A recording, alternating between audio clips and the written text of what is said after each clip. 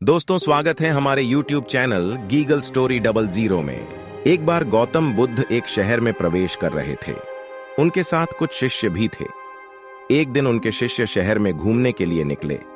वे शहर में घूम ही रहे थे कि तभी शहर के कुछ लोगों ने उन्हें अपशब्द कहे। उनके बुरे शब्दों को सुनकर शिष्यों को बहुत बुरा लगा और वे वापस लौट गए। बुद्ध ने देखा कि शहर से लौटकर आए उनके सभी शिष्य बहुत क्रोध में दिखाई दे रहे हैं। उन्होंने शिष्यों से पूछा, क्या बात है? आप इतने तनाव में क्यों हैं? तभी एक शिष्य क्रोध में बोला, हमें यहां से तुरंत चलना चाहिए। जब हम बाहर शहर में घूमने गए थे तो यहां के लोगों ने बिना वजह हमें बहुत बुरा भला कहा। जिस जगह हमारा सम्मान नहीं हो वहां हमें नहीं रहना चाहिए। बुद्ध ने कहा, क्या किसी और जगह तुम अच्छे व्यवहार की अपेक्षा रखते हो? दूसरे शिष्य ने कहा, इस शहर से तो अच्छे लोग ही होंगे। तब गौतम बुद्ध बोले, किसी जगह को सिर्फ इसलिए छोड़ देना ठीक नहीं कि वहां के लोग बुरा व्यवहार करते हैं। हमें तो कुछ ऐसा करना चाहिए कि जिस स्थान पर भी जाएं, उस स्थान को तब तक नहीं छोड़ें जब तक अपनी अच्छाइयों से वहां के लोगों को सुधार न दें। हम जिस भी स्थान पर जाएं, वहां के लोगों का कुछ न कुछ भला करके ही वापस लौटें।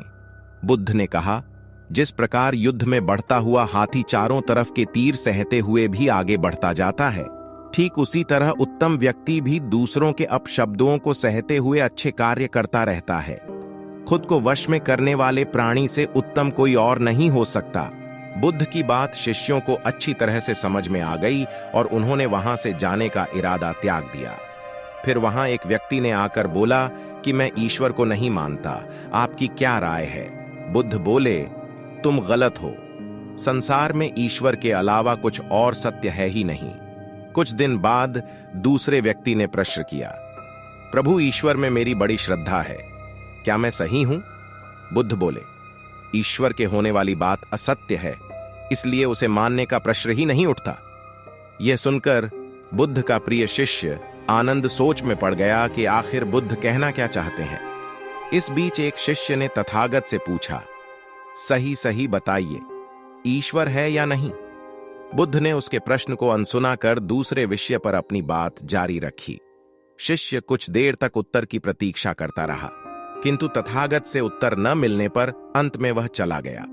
आनंद ने तथागत से पूछा कि देव, कभी आप कहते हैं कि ईश्वर है तो कभी कहते हैं कि ईश्वर नहीं है, और अभी अभी मेरे इस मित्र ने वास्तविकता जाननी चाहिए तो आपने उत्तर ही नहीं दिया। तथागत बोले, मैं लोगों की मान्यता को तोड़ना चाहता हूं जो नास्तिक होते हैं, इसलिए मैंने पहले व्यक्ति से कहा कि ईश्वर है ताकि उन्हें ईश्वर के अस्तित्व पर विश्वास हो। दूसरे व्यक्ति की इस मान्यता को भी कि ईश्वर का अस्तित्व है मैं दूर करना चाहता था, जिससे वह अपनी धारणा की जंजीरों से मुक्त हो और सत्य को जानने की स्वयं पहल करे। रहा तीसरा व्यक्ति, जिसका अपना कोई मत नहीं थी। मेरी इच्छा थी कि वह खुद यह जानने का प्रयास करे कि ईश्वर सचमुच है या नहीं। अलग अलग उत्तर देने का उद्देश्य यही था कि वे अपनी मान्यता में न बंधें और खुद सत्य तक पहुंचें।